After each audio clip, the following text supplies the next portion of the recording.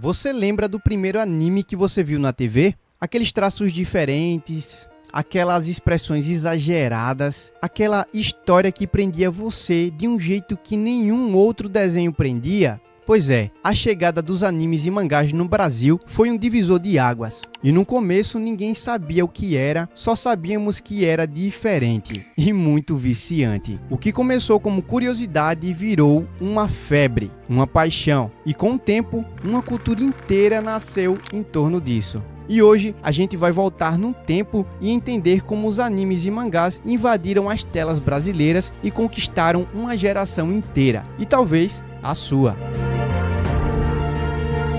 Salve galera, eu sou Ronácio Santos e se você cresceu com o controle na mão, trocando de canal para assistir Dragon Ball escondido da sua mãe, já somos velhos conhecidos. E esse projeto é um mergulho nas memórias de quem cresceu com Goku, Seiya, Inuyasha, Naruto e tantos outros. E para você também que está chegando agora e conhecendo esse universo fantástico que é o mundo dos animes e mangás. E a cultura japonesa como um todo, é claro. E no vídeo de hoje a gente vai entender um pouco de como tudo começou e como os animes deixaram de ser um desenho estranho para se tornarem um fenômeno cultural no Brasil como a gente conhece hoje. Mas para a gente entender melhor essa história, a gente precisa voltar um pouquinho no tempo.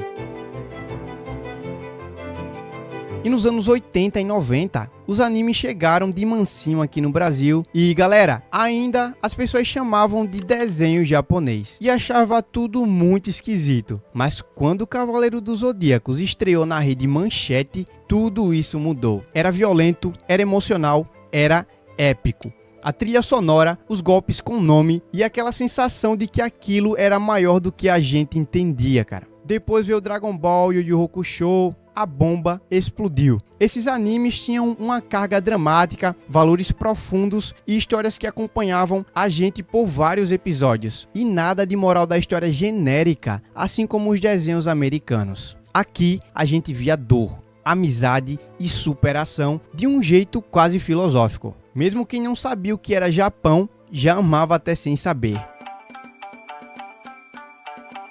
E nos anos 90, o Brasil respirava anime. Manchete, Globo, SBT, Band, parecia que todo canal queria ter seu próprio desenho japonês. Pokémon virou febre, Digimon virou disputa no recreio, Sailor Moon, Shurato, Samurai Warriors, Fly e vários outros. Cara, que nostalgia boa lembrar de tudo isso. Quem começou a acompanhar isso nos anos 90 vai entender bem o que eu tô querendo dizer. E pra ser sincero, a gente nem sabia que aquilo era parte de uma revolução cultural, mas já era. Era mais do que somente entretenimento, era identificação. As crianças copiavam os gritos dos golpes, os adolescentes desenhavam os personagens. Eu desenhei muito Dragon Ball na época do colégio. E os pais, os pais achavam tudo meio estranho, mas deixavam rolar, sabe?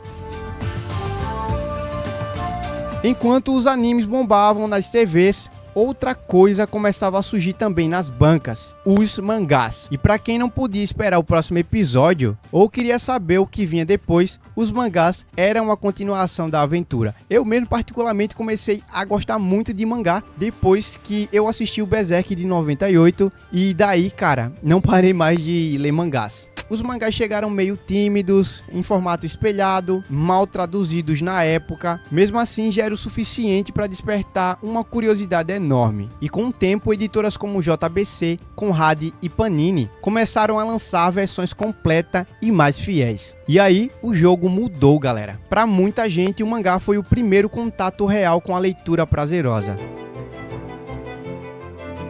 E com amor vem a comunidade. Fóruns como Anime Spirit, SOS Sailor Moon, Camus do Zero e na época o Orkut se tornaram um ponto de encontro de toda uma geração de otakus, galera. A galera se organizava para fazer cosplay, montar eventos, escrever fanfics. Era uma nova forma de se expressar. E quando eventos como Anime Friends, Ressaca Friends e depois a CCXP começaram a surgir, o Brasil entrou de vez na rota do Japão. A verdade é que o anime, quanto o mangá, deixou de ser somente uma coisa que você assistia e lia. Virou um verdadeiro estilo de vida. Hoje o anime é mainstream. Tá na Netflix, tá na Crunchyroll, tá no Star Plus e até na dublagem brasileira de altíssima qualidade, cara. Obras como Demon Slayer, Attack on Titan, Jujutsu Kaisen, One Piece e vários outros fazem parte do sucesso da criançada, dos jovens e também dos adultos. E o mais interessante é que o público é muito diverso e alcança todas as idades. Se antes era coisa de nicho, hoje é coisa de uma nação inteira. E o mais bonito disso tudo é ver pai apresentando anime pro filho, filha levando o pai pro evento e todo mundo entendendo que isso aqui agora é cultura, viva, ativa e muito poderosa. A chegada dos animes e mangás ao Brasil não foi apenas uma importação de conteúdo estrangeiro, galera.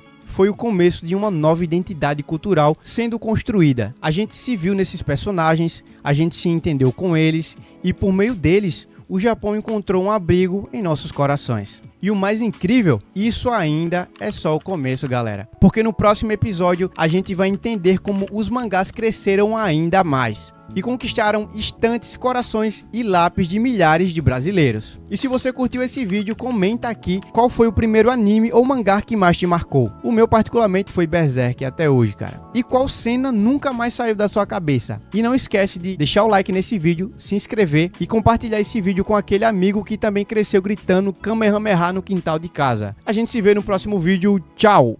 Este projeto foi realizado com apoio da Lei Aldir Blanc e da Secretaria Municipal de Cultura e Economia Criativa, por meio de recursos destinados ao fomento da economia criativa. Nosso muito obrigado a todos os envolvidos.